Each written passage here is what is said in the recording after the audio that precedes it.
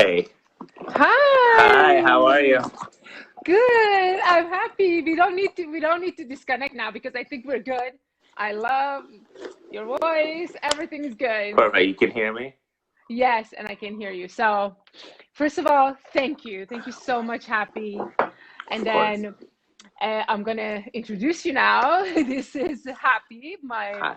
Well, I don't think we were ever friends, but I knew him and we were in the same circles. So he always inspired me. And this Monday Fun Day that I have live on Facebook, I will bring people, I will invite people who have inspired me in some way. But the thing with Happy is that his happiness, the way he is, his energy, and just the thought of him, just the thought of your happiness and the way you were, just I just met you once or twice, was like the only light in my dark night so many times. So one of the things that I want everybody to notice is that we never know the effect we have on people. We don't.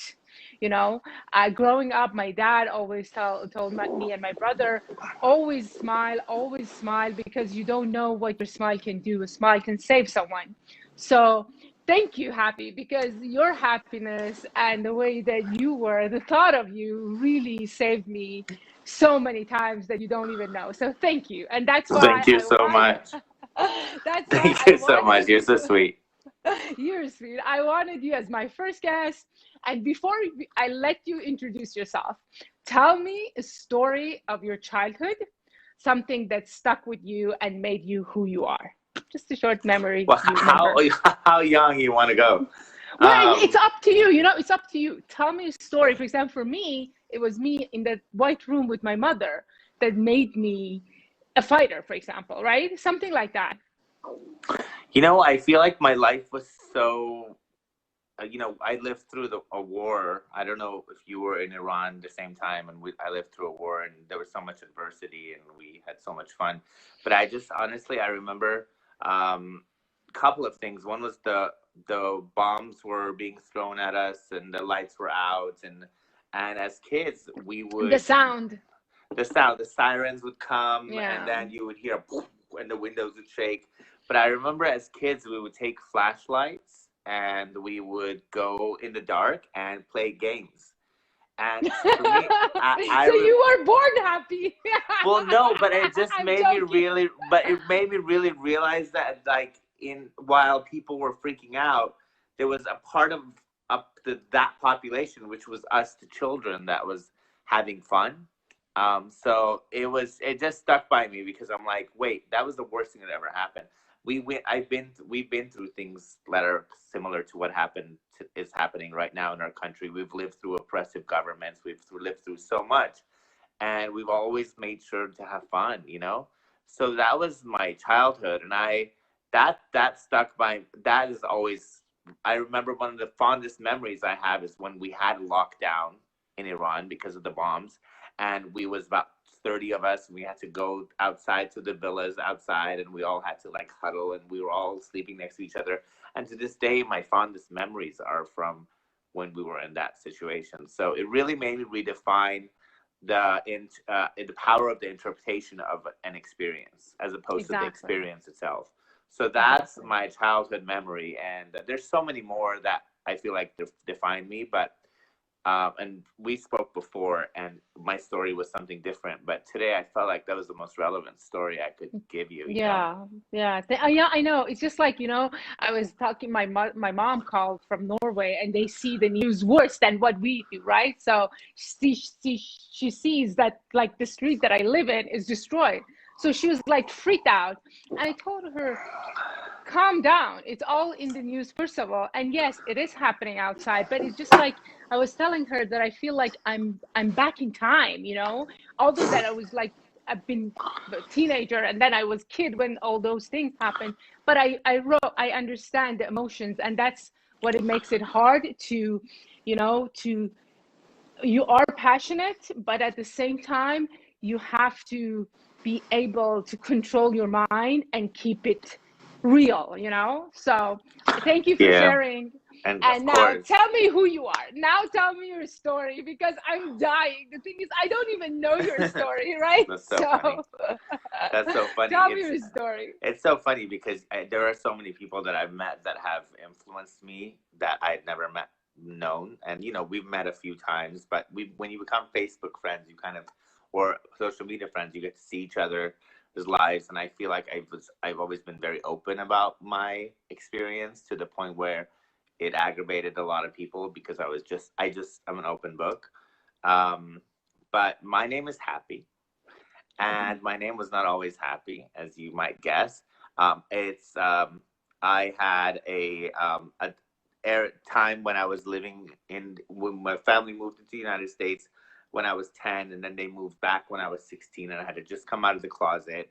And I went back to Iran with them, and I didn't want to be there because being gay in the 90s, like 94, was just not a cool thing. So I decided to move back here by myself. And I moved here before my 17th birthday by myself and lived in my friend's garage. And life, as you can imagine, was tough. You know, it was really, really hard. And as much as I was trying to make it, I was really depressed. And I had a lot of older friends because I felt like I was wise for my age at the time. We Um, all do. We all do. At yeah, 17, we think we're so yeah. wise, right? I But know. I mean, all my friends were in their 30s, and and because we had a lot of time, I had lived life, But I had noticed that everybody that I knew had problems. Like one of my best friends was 36 at the time, and she had love problems, money problems, career problems, and there was this moment about a year later before my 18th birthday where I just was like, wait a minute, what's the point? What's the point of living if every day at any age? Because I'm looking up at people. I'm 17. I'm Yeah. looking at a 30-something-year-old, and I'm thinking, wow, you're 30 something and you're going through the same crap that I'm going through. So to me, there was honestly, I was like, what's the point in living? Like, what is really the point in living? Like, I couldn't understand it. I wouldn't say that I was the most depressed person, but there was a moment that clicked that says I can live 100 years on this planet and I'll still be going through the same stuff. So there's no point in living. So I decided to commit suicide. And out of curiosity as to what was next, and also because I was over it. I'm like, what's the point? I know. So I tried committing suicide. I had a failed attempt. I'm making this shorter. But I did happen to go unconscious for a long period, an overnight period. And in that, I had what people call an awakening. Through my Tell me suicide. about that. Tell me more about that part. Well, through my failed suicide attempt, this is actually months before I met my best friends that I am friends with today. It's all our 24th anniversary or so. Wow. Um, I went to bed sad and letting go of everything, and I had eaten poison. Basically, I'd cooked sleeping pills in my food, and then I halfway through the night after surrendering. Um, my mom called. She told me that she had a bad dream and I should eat more food. And I saw the last bit of food that I had left that was poison, and I ate it, and it kicked my gag reflexes in, and I threw it up. But I still went unconscious for a while, and through that I went through the deepest state of meditation. Which, if you know about meditation, it's about letting go. It's about surrender, letting go, and your vibration rises. I've been there. and you tap into something greater, which is the key to everything. And I started downloading knowledge and information. And when I woke up that morning, I woke up a new person. I woke up happy. I woke up with the understanding that, first of all, we're all connected. I get it. Exactly. Sorry that I'm just so excited right now. The exact thing happened to me on the beach. And I get it. That's why I want you to talk about that point. It's just like downloading. That's what you understand everything in your life. All of a sudden, your mind is like, wait a minute. We're all one. We're connected. There is no separation. You're all sent here for each other. Yes. And we're all in a different path, different part of the same journey. Exactly. And you can't judge people. You have to understand that we're all on the same journey. If you think about where you were 20 years ago, you're on this journey. And if I would have looked at myself like 15 years ago, even if I was going to judge myself, I would say, hey, you're not smart enough. You're not doing things enough. But the thing was, I was on this path, on this journey. When I Exactly. realized I can look at everyone in this world with compassion and love and say, wait, they're on my journey. They're on their journey. We're on the same journey, but we're on different parts of the journey. So I'm not one to judge where they are. And I learned one key thing that night, and that was, if you change your perspective, you can be happy. So just Exactly. change your perspective and be happy. You can look at any situation, and I'll go into the details of the worst situation that happened in my life, and you can find joy somehow, somewhere, somehow, or at least a thought that makes you feel less miserable, because sometimes joy isn't accessible. Exactly. Um, and that was the night that Happy was born, and my friends started calling me Happy. And then one day I was like, you know what? I want this legacy to live on. So um, I changed my last name to Happy, so my children would have Happy as their last name. And now I my love children it. and my twins now have, we're the Happy family. So And that's that. I'm happy too. So I'm part of you guys. I'm just like gonna Yeah. say Well, we are that. related now. Like, I feel like all the people that I Yeah. know that have, and I'll tell you something. Today I was looking, and I have a lot of great friends, and I love them all, and they're all very powerful, very strong beings. But I was like, who are the people that I know that are true uplifters? And I feel like there are a handful of them. And even though I haven't met you and we've talked, you're one of those people. And I think that soul wise, we're probably related. So we are part of the Happy family, even though your last name isn't Happy. You know what I mean? We are the Happy Yeah, but family. I'm just happy. I'm born. But you're Yeah, you're I part was of my. reborn happy. And it's and it was funny. And I got to tell you something. I'm a psychology major. I have a master's in psychology, and I'm a health and life coach.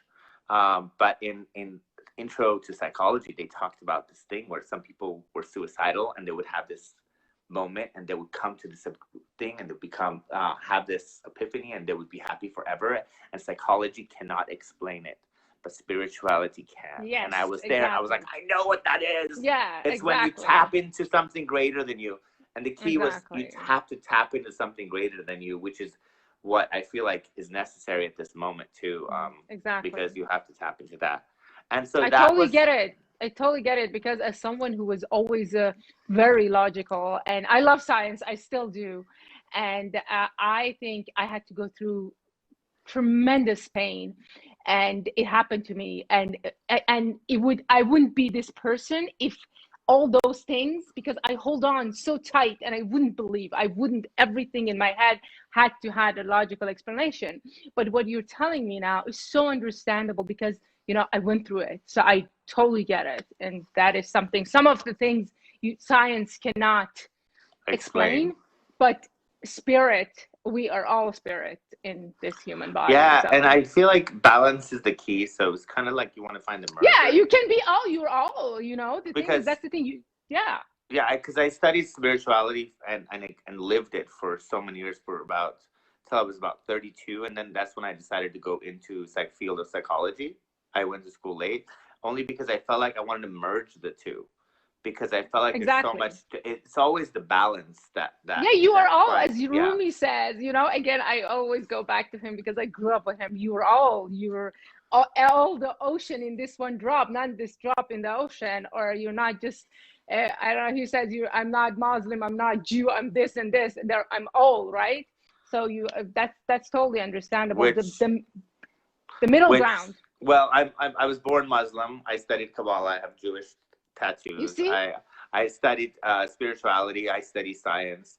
I I get believe it. in everything, and so I believe in everything. So I became this happy person that I lived, and I was happy, and I feel like nothing in this world would destroy my happiness. And 6 years ago, my 4.5-year-old child was killed, and my best friend were killed in a car crash.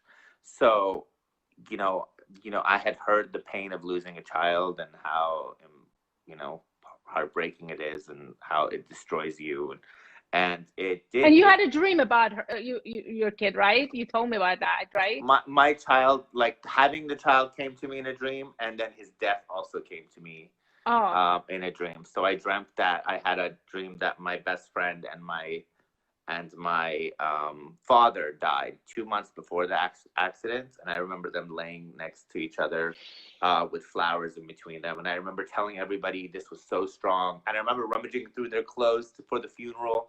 And I remember telling everybody that someone was going to die because it was so powerful.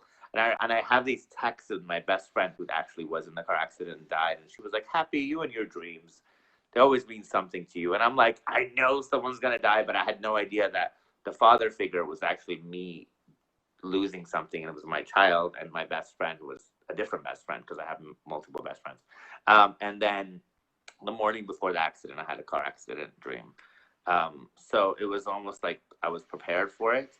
But regardless of the fact, when your life falls apart and you go through the death of a child, which I feel like it does break you. It breaks you into tiny little pieces. But then it was almost like I had named myself something, happy. And happy was, I was being put to the test in my mind, that I was just like, how can you call yourself happy? And now you're going to be miserable for the rest of your life. I talked to people who had lost their children 30 years ago, and they were never the same. Exactly. So my it's funny. What was the conversation in your head? You know, I know the losing of a child is just unimaginable, right?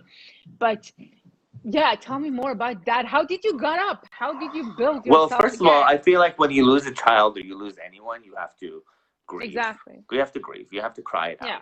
You have to cry it out, and you have to just let yourself feel and not hide things. I know we're in Persian culture, we hide the photos, and we don't talk about it. The person becomes. I was not for that. I said I put the pictures everywhere. I wanted to talk about it until I became more comfortable with it. And the thing was, my faith had so much to do with it. And it wasn't my faith in religion. It was my faith in the fact that we're eternal beings. We are souls that live forever. And no one said you're going to come into this world, and when everyone is happy about you going, you're going to die. No one says this is the right time to die. There is no right time to die. You're going to be miserable. You're going to make someone else miserable. And I knew that my child had come into this world, and for the period that he wanted to, and he ascended to where he wanted to go. And if it was, let's say, life is a process, and then we graduate when we die. My son got to graduate at 4.5 years old by just, his life was full of eating chocolate and playing with toys. So he graduated early, and I had to step out of it for myself. And this is where happiness kicks in, because you have to take yourself out of the equation and try to find different ways. And I thought, I'm going to basically look at this through my child's perspective, believing that he was alive. And he was basically alive. Look where he is, not where he's not, right? Yes. And I thought my child, this is my child's journey. How am I going to be so selfish and say, you need to stay here for me? And that was what kept me going. And I thought, he can't, and he kept coming to me in dreams, so many dreams after I died. So that really did help. And I heard, this is really cool. Remember this in case someone dies.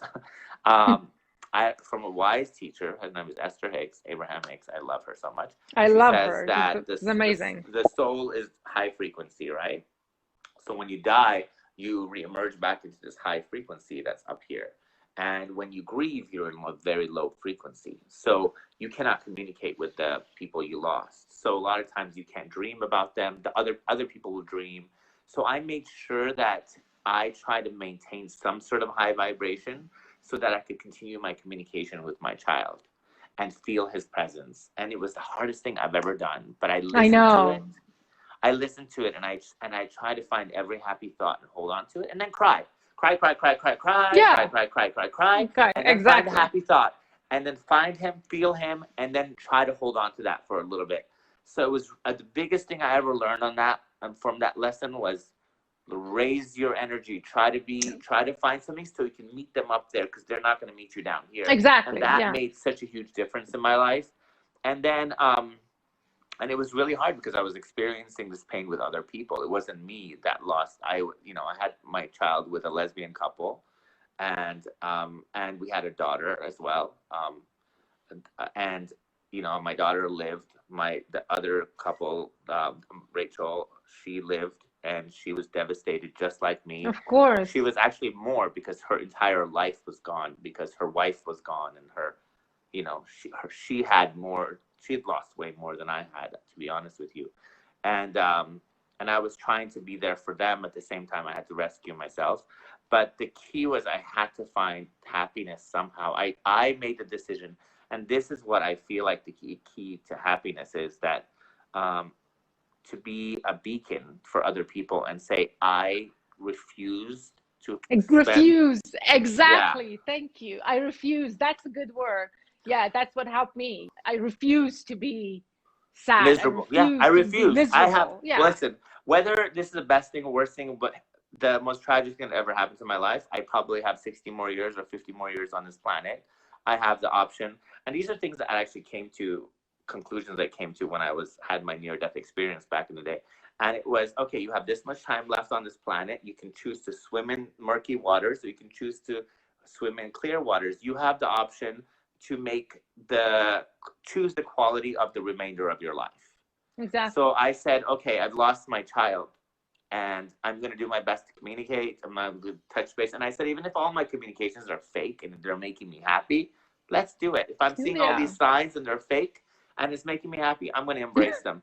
So I made this decision. I made the decision to rise above and be happy, and regain my happiness and rebuild my life from scratch.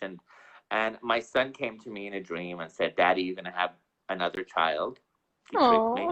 Well, he tricked me because, and it was so real. And I said, I don't want another child. He said, you're going to love him. You're going to love him. I said, why don't you come back? I was in this mentality that he's going to reincarnate and come back. I had no idea. And that was my dream. I was doing anything. I would have cloned him if I could. Yeah. I thought about it. We had his umbilical cord. I'm like, what country is it legal to still go clone the child? That's how bad it was, because you're in pain and you don't know what you're doing. Then I decided to have more children. I decided to have another child. And, I am gay, so I had to get a surrogate. And it was supposed to cost $20,000. And I barely had $20,000 that I could get together. It ended up being $100,000. I was full-time in school. But when I decided that I was going to have a child, it was almost like every single universal resource came together. Came to you, yeah. And money just started pouring in. I started making double my hourly. I was already making good hourly. Then same job, made twice the hourly. And long enough to have these children. And then all of a sudden, I put those two embryos, I put them in and ended up with twins. I know, I love them. I follow it's you. Crazy. I'm your stalker. I'm your boys' stalkers. But I'm like, well, my boys, I guess, have a lot of stalkers because they are, and my daughter, and I wanted to give my daughter, I wanted to give my daughter a brother or something, to have something, because she's my little girl, and I wanted to have boys because I didn't want anyone to take away her princess status in my heart. And I rebuilt my life, in spite of everything that happened, and now have a new life. And which is, one thing, I'm sorry to cut you, one thing that I really love about you is that your son, your kid, the original one, he's with you guys. I never, I see pictures of the five, your partner, the two boys and a girl, but I see him, the feeling, like every post you do, everything is just like he's there with you. And you're so openly, again, we grew up with this culture of hiding our emotions. And when someone is dead, we cannot touch him. We cannot talk about him.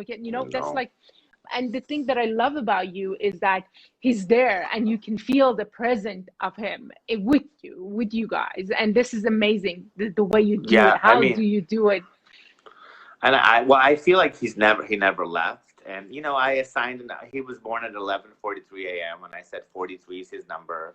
And when I found my house, it was like 13:43. There were so many signs. And to this day, I feel like he's always giving me signs. But I feel like also me, I've heard a lot of people in the process of creating my children, because they're it's some people can't heal because they're always a reminder of him, and I feel like I went my selfish route, which I had Which no is the good choice. route. Yeah, I had no that's the choice. thing. I had no choice. I really had no choice. Happiness, that's the thing. I know sometimes I've done that. I know what you say, but you have to be selfish. Being selfish is not bad. You were sent here to be selfish. If you want to be happy, if you want to have a life, if you want to move on, sometimes you have to be selfish, because some of us, we cannot, as Esther says, Abram said, we cannot be the path to the least resistant for someone else, right? We have to Right. be the path Everybody for has to be ourselves.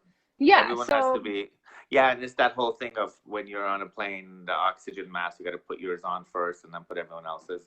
So, later on I realized that my decisions have hurt people, and it was really hard for me to realize that my self care was also costing other people. But then I realized I'm not necessarily responsible for everybody's happiness and good. my own, and as a result, someone like you sees me as a beacon of light, or someone else who has lost a child. And but ironically, when I decided to be a therapist and a coach, it was before all this stuff happened. So, and as all this stuff happens, it's actually adding to the quality of coach and therapist that I want to be, because, and then it makes me really realize that the darkness really has something to offer, which, which, Exactly. which is what is also relevant today. Because today's our day. I told you today, I wasn't sure if I wanted to do this interview because of everything that was Yeah. going on. And then you very eloquently and wisely said, this is the time that we need it the most. Yeah, and again, you saw the video. I just had to, and I've never had such a hard time in my life talking about something, because I was always in my life as a fighter. I was always on one side, and my eyes was closed on everything else, and that was the route, right? But now I think, uh, everything that happened to me and becoming the person that I am, again, I totally understand. We talked about it, and I would understand even if you didn't want to come. But this is the time. This is It the is the time time. we are. And the thing is, not just right now, is a global thing, is a societal thing. But the dark night is never a question of if, it's always question of when, and it always will fall upon us in one way or another. We'll lose a partner, we'll lose a kid, we'll lose a job. We have global pandemic, right? So thank you for coming. Of And again, course. And you don't know your happiness, your smile, your story can change so many lives. So well, thank you. and I had food poisoning the last 2 days, so I was like, I know, so I've been in thank bed, you. but the minute that I decided to do this, like, I feel like I'm back to normal, and then I'm probably gonna You fall see, back into bed right thank after. you, thank Um, you so much. but yeah, so that's it's really important, and I feel So like, how do you talk? I'm sorry. How do you talk to yourself now? How do you talk to your kids about what's happening outside? How did you explain what's going on, like the whole coronavirus thing, the whole that they have to be, they understand enough, and I assume that you do talk with them. So how do you do that? to be honest with you, I just have to, if you, I feel like honesty has been the best policy. To just tell them in the words that they can understand. The best teacher is someone who can explain things in the words of their student, like, and never Exactly. above it. So Thank you. someone, so like if you're teaching fifth grade and you're trying to teach algebra, it's not going to help. You just have to tell them, hey, there's something that's making people sick out there, and we're staying inside, and then we're going to wear this mask. You don't have to tell them, the world is dying, 300,000 people just died. You have to just speak to people on a level that they can understand, and the best teacher is one who can do that. And I've gone through a lot of stuff because my daughter, I adopted her, by heart. And there was a time where we had to tell her, and there was so many things we had to tell her. We had to tell her her mom died. We had to tell her her brother died. She was 8 years old. There's so many things you had to tell. And luckily, her mom, that lives, the most amazing human being ever. We've always been on the same page of honesty, and we had to sit there and say, hey, they're not coming back, but they're always here. And we try to look for signs. So I feel like part of our culture, again, is to hide things from children. And for me, it's been the opposite. I just say, be honest with them. That way you don't become a betrayer later saying, hey, you lied to me. Exactly. Because if they lose your trust, it's over. They lose exactly. Your You're parents, right. if you want to have a good relationship with your kids, they have to trust you all the Yeah. time. You know, if Yeah. I'm sick, That's one thing grown-ups, we don't get it as grown-up, but kids understand way more than we give them credit. And as a little kid, your parents are always your gods, right? You trust them with everything. And I understand sometimes my parents, I had this talk with my mom and dad, that yes, you did lie to me as a kid, and that scarred me for a very, very long time. But now I get it. As a 39 years old woman, I get it. As a 5 years old girl, I wouldn't. I grew up hate you guys for a lot of things, because one day I opened my eyes and I said, okay, my mother lied, and they then were their mother frauds. lied. Yeah, exactly. Everyone. I had trust issues. Growing up, I had trust issues with everyone, right? So I understand, and thank you for being honest. I think that is one of the most important things that we should, as grown up, we very aware with kids. Yeah, and you just gotta tell everyone everything, and it's the same thing with your friends and family, and because honestly, people read through you. So, I remember, like, if I've been sick the last few days and I've been in bed, and if they say what's wrong, I don't say I'm sleepy. I say I'm sick. Good. I don't try to give them, because people read your energy and people read your words, and whenever there's a discrepancy, then all of a sudden the mistrust comes, and that's how Exactly. you It's all always know. energy. It's all It's all energy. energy. Yeah. Yeah, So it's what like do you what. do now? I'm gonna jump to what Let's are do you doing right now, for and work. how, yeah, no, yeah, exactly, for work, and how do you help people? How can people find you? Yeah, tell me Well, more to be about your really work. honest with you, this has been an ongoing thing that I've been trying to help people my entire life. In the beginning, when I almost died, I thought I was reborn a prophet because I was a young kid and I was going to help I the know. world. I And know. then, I've been there. and then I realized that you can't, you really have to lead by example. So I spent my entire life trying to lead by example and be the person that I want to be. And then I discovered, I studied Kabbalah, I studied Buddhism, I studied a lot of attraction. And when I say I studied, I mean years and years of studying. Yeah. And we're talking all day, and led by example. And there was a point where all I wanted to do was tell everyone everything that I learned. And you realize that people are not necessarily ready. Exactly. And then I decided to study psychology, and I'm a makeup artist by trade. I do makeup because I've always somehow wanted to make people feel good. So looking good is That's always the been. best. That's the So best. my philosophy, like I said, a balance is mind, body, and soul. And body, and the thing is, I'm impressed by your dedication with what you eat and how you work. It You is, become a bodybuilder. it is It's mind, body, and soul. That's it. but I've you gone with the pleasure of the body. I've gone for the pleasure of the mind.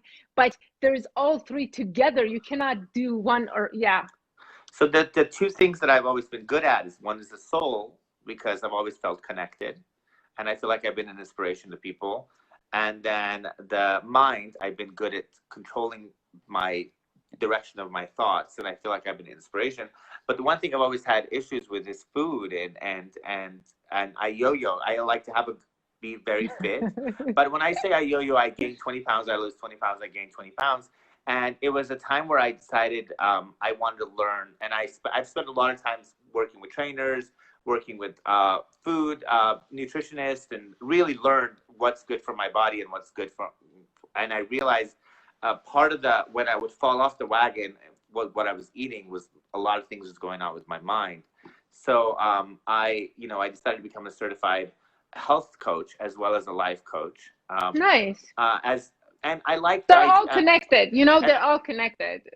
I got accepted to do become a marriage and family therapist, get my degree at Pepperdine, and I put that on hold because I felt like I wanted to do something now, because this is the time. Right. I'm getting older. Exactly. This is the time, and I if I had a penny for every single time, well, hopefully I'll have a penny for every single time somebody said that that your word saved me, or your what you said, what you did.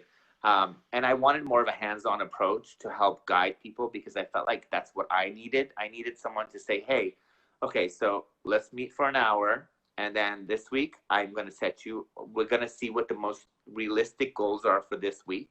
and we're going to set you up for success next week. And then next week we'll meet in small goals and small successes, and then lead towards big changes, and change habits and things like that. So that's what I've dedicated. And this is a new venture for me. Although none of these things that I'm saying, you can tell, none of these sound like I've been just learning them. They embedded in my soul. Of course. So I've recently decided, and I've just literally made my Facebook page. It's called Happy Insights. You can look it up. I want you to, after I share the video, I want you to just add it to the. Yeah, I'll add it. It's facebook.com/crave happy. And also my personal Facebook page is Happy Ali. If you add me, I'll add you. And that, or whoever's listening, who will listen later on. And so my goal is actually to try to be an all-encompassing coach, to be able to help people with their connection to something higher, their ability to change the way their pattern, the mind, their thought paradigms, just the way that you think, and try to switch from the negative more to positive, and also to work on the physical aspect from the point of whether it's your physical body, your face, or whatever. And not to say the physical matters, but it does. It does. It does. They're all connected. Again, this human body that carries our soul, that's where we get all the, every single pleasure that a soul needs goes through this body. So it does matter, so. It does. And it's not necessarily there's one state that's better than the other, but you always need to be striving towards something more and maintaining, because there's a point where in your life where you plateau. When you're young, you're still growing, and then there's a point where if you're not actively taking care of your body and your mind and your soul, you begin to decline. So it's an ongoing process. Yeah. So my goal is to help people maintain their equilibrium and find balance in life. And I remember in the Kabbalah it said spirituality, and I'm going to apply this to other stuff, is like a escalator that's coming down, and unless you're taking active steps to go up, you're always going to end up back down. So it's not like a degree that you get. Spirituality, all this stuff, none of this is like a degree that you got. You need to actively work it, and sometimes to have someone on your side coaching you through the whole thing. You always need coach. No, not sometimes. To be honest, you always, again, I know, I'm not for everyone, right? But I tell everyone who's always watching, get a coach. I have a coach. My coach has a coach. I wouldn't be the bodybuilder I am today without a coach. I wouldn't be the life coach that I am today without a coach.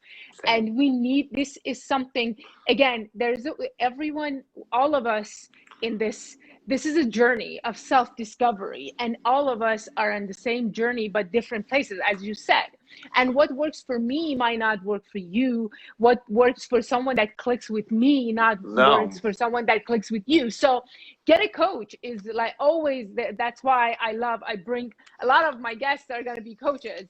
And I love it because, again, I know a lot of my viewers might be I might be for them, but a lot of them, I know I'm not for them. So I bring other people. It's funny, if I'm being coached physically, I want a man. If I'm being coached emotionally, I want a woman. If I need to hear a lecture, I want a woman's voice. If I want to read it, it's so funny. It's so specific. You have to just find what resonates with you. That's why. And it will click. I was, again, as someone who grew up with these guys and women in this, this self-development business and industry, which there are tons and tons of them. I personally went by myself for so long, and luckily the universe was just guiding me. But when it came to finding my mentor, I knew that I just had to sit on it and ask for it and see which one I click with. And Mary, my coach, Mary Morrissey, the woman, my mentor, I feel like, I asked for her, and she literally dropped on my lap. And the moment I saw her, the moment it was a video, the moment I clicked, I just knew. I just knew. Although that I was like following a lot of other guys that I really like and I really love, but I couldn't. I was just like, no, not wait for it, no, wait for it. But guys, coaches do wonders, right? It's the thing. It's that you can't have a team. All the sports you see out there, the football, baseball, all of that, the Super Bowl, none of that could happen without the proper coach. And Exactly. people somehow don't realize that life is the biggest. It's a game we play. It's a sport. It's the biggest challenge. And when you have someone holding your hand and not frightening you, and just kind of seeing Exactly. where you are, meet you where you are, and take you to a step by step. Some coaches will take you way further than because that's their personality can allow it. Some people just need tiny little steps, like, hey, drink more Exactly. water this week. So Exactly. it's that's what I plan on doing, and I've had a handful of clients at the moment, and I'm seeing success where someone's like, I lost 40 pounds 10 years ago, and I've been able to No. lose more than 10 pounds in the last 10 years after 20 diets. And finally we got them past that point where she's like, oh my God, it was all in my head, or I didn't. Or Exactly. somebody It's else so was talking about beautiful. relationships where it was like, hey, just the anxiety of a first date.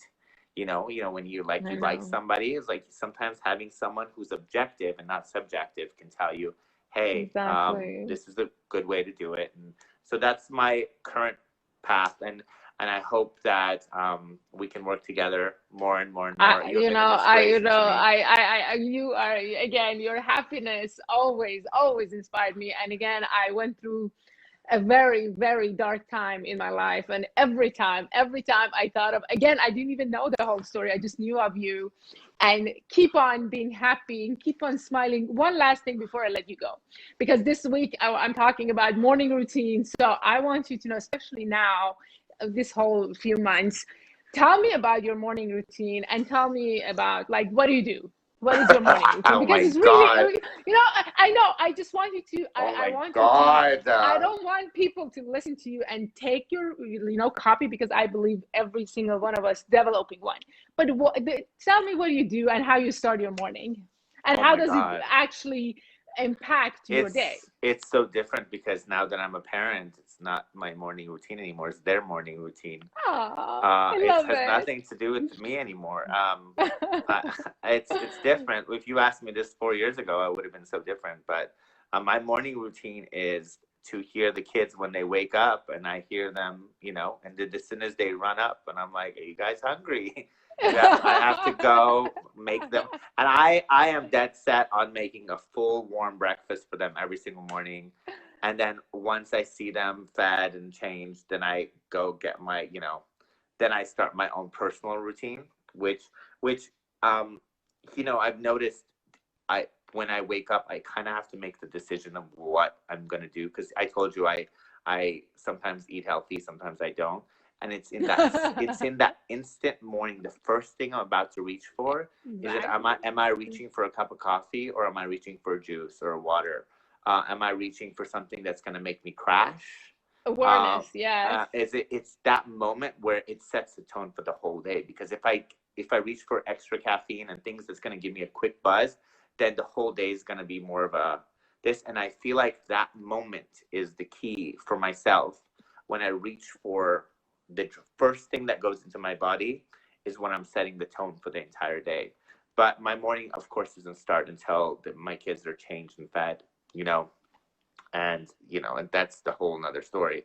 And and honestly, morning starts the night before, so you have to sleep well. Exactly. Thank you. That's So like really important. That's what I always say. My morning starts the night before I go to bed. yeah, That's where you actually do it. and you kind of have to Thank make peace you. with life. And so here's the thing: I'm going to get you on camera saying, so I told you everything about me. So I'm going to start doing weekly. I'm doing my weekly videos starting soon. I'm just trying to figure out what the perfect day of the week it is, but I need to hear your story, because I know nothing about you except your energy. So I would love for you to be, whenever you're available. I would love to do the I would exact love same to. thing you just did, but in reverse. Okay. I would love to. I would love to. Thank you so much. Thank you, Thank you so Happy. much for I having love you me. so much. I will Thank have you you. back again. And Thank you. yeah, thank you guys for watching. Have a nice Thank you. Thank you Monday so and much, you stay guys. safe. All of you, Thank stay you, thank you. safe. Please, and remember, compassion. Have compassion towards everyone and what everyone's going through. This is a moment that yeah, we got to bring out what our hearts, you know, not act with fear, but with love. Thank you. Thank you so much. Have a beautiful day. All right. I love you. Lots of love. Bye. Bye-bye. Bye-bye.